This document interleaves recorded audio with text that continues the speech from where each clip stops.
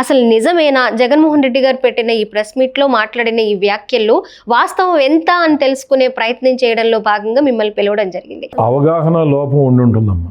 రంగారు హత్య కేసు గురించి ఆయనకి అవగాహన లోపం ఉంటుంది. రంగారుని చంపింది 88, అంటే అతను 72 డిసెంబర్, అంటే ఆయనకి 16 years ఉంటాయి రంగారుని చంపినప్పుడు. అవగాహన లోపమై ఉంటుంది. అప్పుడు మీకు 16 years, 18 అమ్మా. మాకు రంగారు బస్సు బయలుదేరినప్పటి నుంచి నాకు తెలుసు. రంగారు బస్సు ఎక్కడి నుంచి బయలుదేరిన, అయితే రంగారిని చంపుతాకి వెళ్తున్నారని మాకు తెలియదు. రంగారిని 29వ నెంబర్ బస్సు బయలుదేరింది. దాంట్లో ఇప్పుడు వైసీపీలో ఉన్న కడియాల బుచ్చిబాబు గారిని ఉన్నాడు, మీకు ఐడియా ఉందేమో. కడియాల బుచ్చిబాబు గారు ఇంటికాడి నుంచి ఆ బస్సు బయలుదేరింది.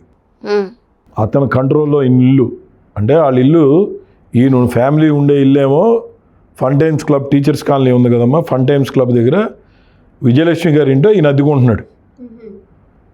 దానికి ఒక 500-600 meters దూరంలో ఒక ఇల్లు అద్దె తీసుకున్నారు వీళ్ళు, అంటే నాక్ కళ్యాణ మండపం దగ్గర ఒక ఇల్లు అద్దె తీసుకున్నారు. అద్దె తీసుకుని ఫస్ట్ రోజు అటాక్ చేస్తే ఈ బస్సు వెళ్ళింది, రంగారిని అటాక్ చేస్తే వెళ్ళింది. జనాలు ఉండటం, ఎక్కువ మంది ఉండటము, అంటే 24th నైట్, అంటే క్రిస్మస్ రోజు జనం ఎక్కువ ఉండటము రంగారి దగ్గర అక్కడ కుదరక ఆ బస్సు తిరిగి వచ్చేసింది. వచ్చేసిన వాళ్ళు అంటూ ఒక 3-4 తప్ప మిగతా 30 మందిని ఇప్పుడు ఈ నాక్ కళ్యాణ మండపం దగ్గర తీసుకుని ఇంటూ దాచారు వీళ్ళు. మళ్ళీ అక్కడికి 30వ తారీఖు 25 నైటు మళ్ళీ వేరే బస్సు తీసుకుని వెళ్ళారు వీళ్ళు.